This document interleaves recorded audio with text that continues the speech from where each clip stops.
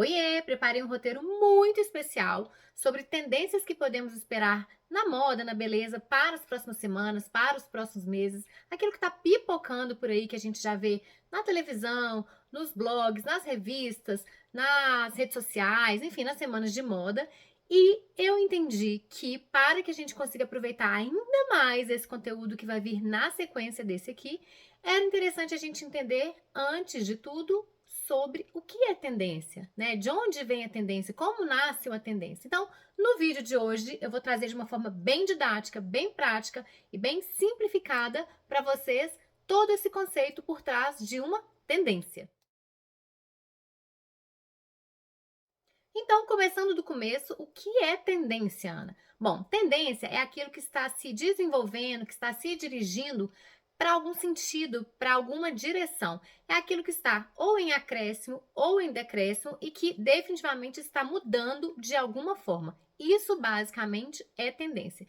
E Ana, como nascem as tendências, né? Qual é o processo de criação, elaboração, de nascimento mesmo de uma tendência? É muito legal a gente pensar o seguinte: existe um conceito muito legal chamado pirâmide de disseminação de tendências, que é o seguinte: 2,5% da população, ou seja, bem pequena, né? 2,5% da população é conhecida aí como os inovadores. E quem são os inovadores? O que significa isso nesse universo das tendências?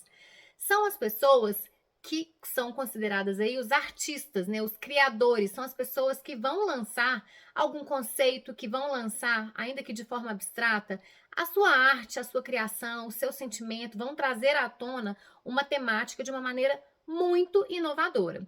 E é super interessante a gente pensar que essas pessoas correspondem a 2,5% da população.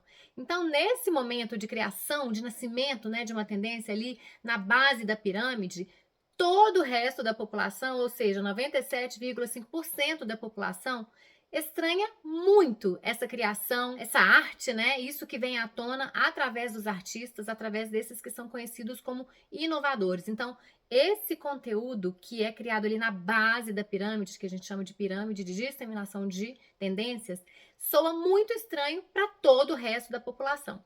E aí é que vem o próximo passo, o próximo ponto ali dessa pirâmide, que é conhecido ali como os early adopters. E aí é muito legal quando a gente pensa, né, nas semanas de moda, ou então a gente vê aí eventos com as celebridades, e a gente fala, o que isso tem a ver comigo? Por que isso se aplica? Qual o sentido disso? E aí é que eu trago para vocês a importância do trabalho dessas pessoas e eu posso aí me incluir de certa forma como uma influenciadora que traz, né, essa mediação, esse meio de campo. Então, esses early adopters são as pessoas que mais cedo fazem uso dessas tendências, ou seja, dessa criação criada pelos artistas, né, lá nessa pirâmide aí de disseminação, e fazem essa deglutição. Essas pessoas digerem um pouco, elas mastigam um pouco aquilo que foi retirado ali da base, né? Para trazer para a população, para a sociedade de uma forma geral. Então, as celebridades, os influenciadores, né? Essas pessoas, elas têm esse papel super importante de fazerem a ponte entre aqueles inovadores que criaram algo super disruptivo e que, em geral, assim, todo mundo torce o nariz, as pessoas estranham muito, ou, né, simplesmente acham que aquilo não vai se aplicar, até que, num dado momento, essas pessoas traduzem, decodificam um pouco isso e colocam isso de uma maneira mais palpável para o resto da população. E Ana, de onde vem a tendência, né? Como que parte, de onde ela surge, assim? A gente pode elencar aí dois pontos super importantes. Aliás, para quem quiser entender um pouco mais sobre esse universo, a WGSN é a autoridade global quando o assunto é tendência. E a gente não fala só tendência na moda, não. É tendência de comportamento, tendência na beleza, tendência de mercado, tendência em todos os aspectos que a gente pode imaginar, inclusive de tecnologia e tudo mais. Então, é muito legal a gente ficar sempre atento a isso, porque de uma forma ou de outra isso vai se aplicar, seja na nossa vida, no nosso consumo, no nosso trabalho ou algo do tipo. Então, esses conteúdos, né, esses conceitos foram, de certa forma, trazidos ali de estudos feitos através da WGSN para que vocês consigam entender, né, no dia a dia de vocês, para pessoas que não necessariamente trabalham com moda ou lidam com isso diretamente ou diariamente, mas que é super importante a gente se contextualizar, a gente se informar e a gente saber o que a gente está fazendo através das nossas escolhas, como, por exemplo, através do nosso consumo, né? Então, de onde vem uma tendência? Basicamente de 2 pontos. Vem aí de contextos de mudanças e vem também de necessidades humanas. Então, quando a gente traz isso aqui para a nossa realidade, a gente tem que lembrar, por exemplo, da era da pandemia, né? A gente viveu isso não tão longe, mas graças a Deus que fique cada vez mais distante. A pandemia, a gente viu mudanças bruscas e drásticas de comportamento, de novas necessidades. E uma delas que a gente viu muito efervescente foi a necessidade de escapismo, né? Aquela necessidade humana naquele momento. Todo mundo vivia o caos, o medo de, né, não viver, de não encontrar o seu familiar no dia seguinte, sem saber até quanto aquilo duraria e tudo mais. Assim, aquele caos que ninguém precisa aqui relembrar, que todo mundo, de certa forma, viveu, né? E aí ali houve um crescimento muito grande de uma necessidade de escapismo, aquela necessidade humana naquele momento, que a gente queria o quê? Sair daquela vivência tensa, sofrida, desgastante para um universo lúdico, de conto de fadas. Então a gente viu muito isso sendo criado através de programas, de filmes, de moda mesmo, e aí nasceu muito dali também o Barbiecore, que é esse mundinho cor-de-rosa, esse mundinho perfeito, né? Esse Barbiecore veio ganhando força com o tempo aí, depois especialmente com o lançamento do filme, mais recentemente, mas esse assunto vem sendo trazido à tona desde já. Dito isso, é importante a gente agora saber qual a diferença entre uma macro tendência e uma micro tendência. Então vamos lá.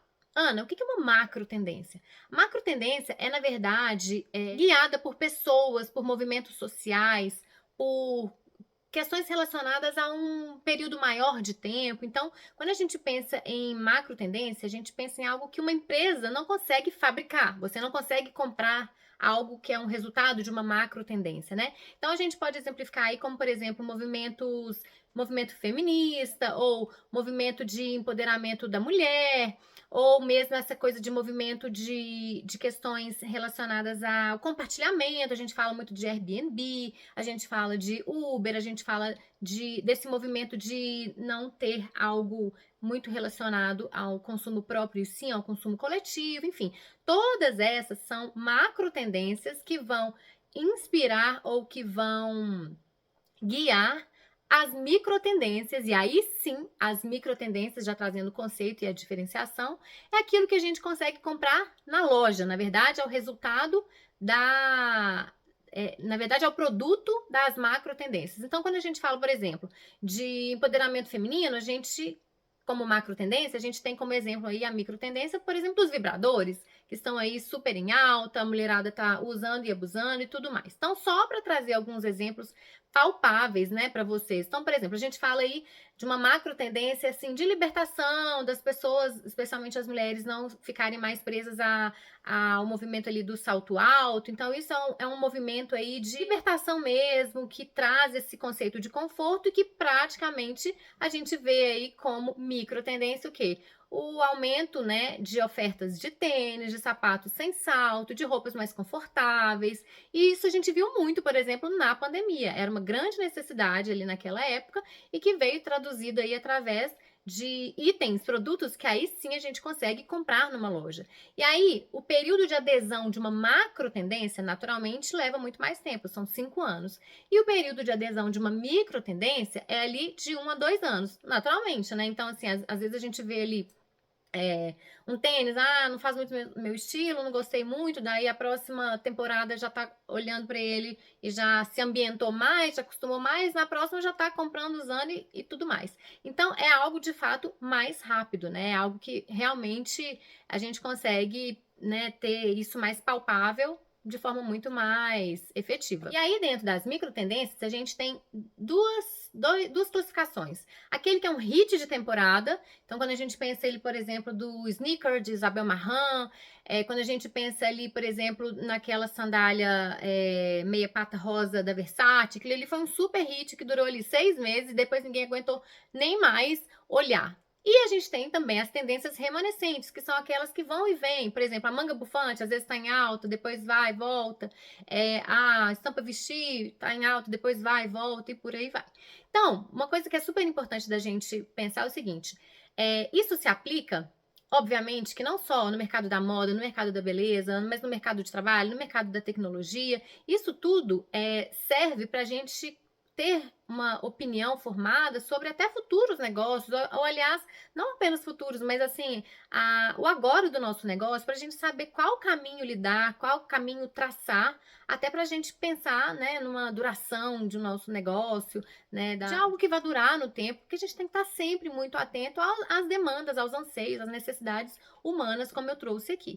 E isso, gente, é muito legal quando a gente pensa, por exemplo, trazendo já para o meu contexto de moda, quando a gente fala de uma super tendência que as pessoas torceram o nariz no primeiro momento, o ciclo, né, da coisa toda funciona o seguinte.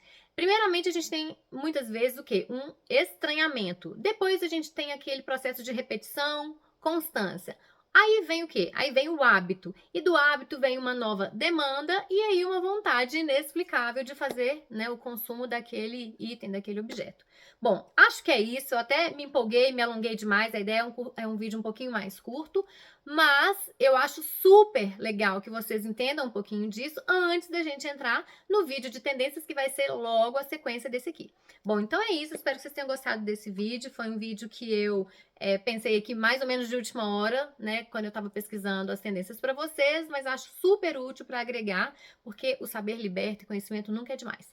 Então é isso. Espero que vocês tenham gostado desse vídeo. Se gostaram desse vídeo, deem um joinha, se inscrevam no canal. Encontro com vocês no próximo vídeo. Até lá!